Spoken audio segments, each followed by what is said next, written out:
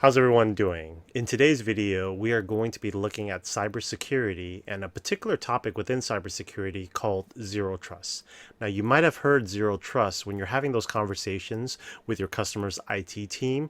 So hopefully by the end of this video, you guys will feel more comfortable around the topic and what it means to the IT world.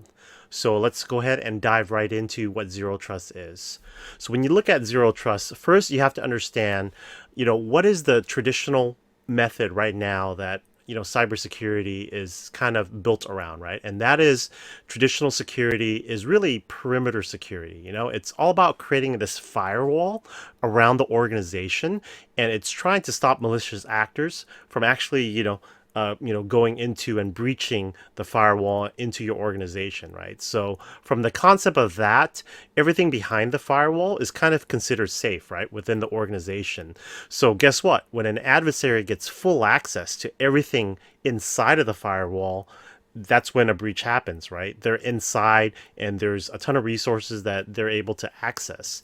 So this type of architecture or this type of methodology is very susceptible to human error and social engineering to kind of breach the firewall. So as much as you stack the firewalls up or you build that wall as high as you want to prevent intruders from coming in, they're still going to find a way to get in. And once they get in, they get full access to everything behind the organization's firewall. So that's kind of like the old method of a perimeter protection, and that applies to a lot of certain cybersecurity standards out there.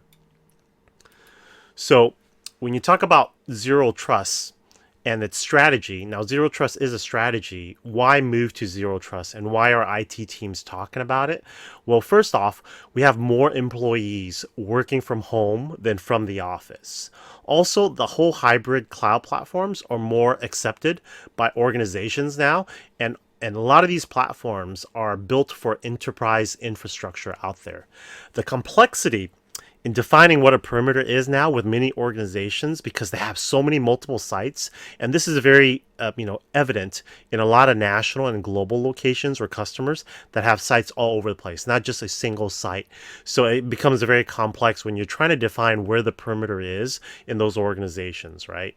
And then the concept of trust is a very human one, and we have to translate that into like computers and networks. And unfortunately, that trust is a vulnerability in the current architecture that a lot of the IT systems are set out there. So what's a good example of that? So if I'm saying trust is a vulnerability, here's a good example. I'm going to put it into context for you guys. Let's say you see an employee, Eric Anderson, in the office every day wearing an employee badge. You kind of trust that Eric is an employee and he's here for the right reasons within the organization, right? Within your company, moving around freely from location to location, from building to building, right? But in reality, you don't know if Eric was let go last week for misconduct and he's back in the office this week trying to steal company data. You don't know that, right? You just assume that he has an employee badge, he belongs here, he gets to swipe in and out, and he gets access to all the areas that have been restricted, right?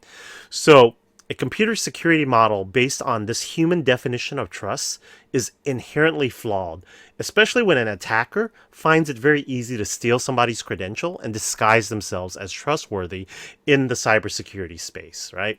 So hopefully that makes sense in terms of why trust is a vulnerability within the current set of architectures.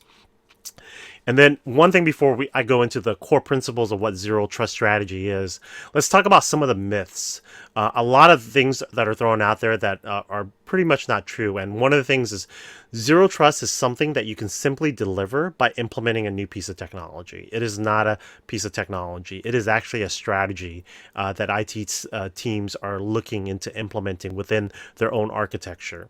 On top of that, zero trust is not a product or service that you can buy.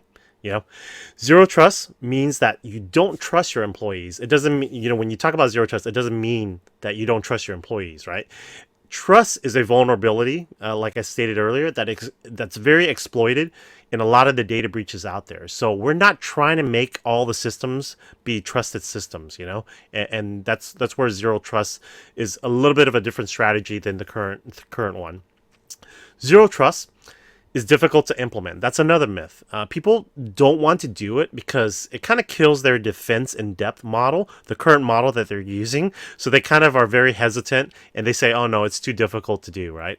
And then there's only one way to do zero trust. And right now, there are two current approaches in terms of the strategy around zero trust, and that's around security and that's around identity management. So those are some of the myths. If you guys have any comments, feel free and comment them, and I'll happy to answer them when I get the chance to. So let's go into zero trust and the three core principles within a zero trust strategy. The first core strategy is never trust, always verify.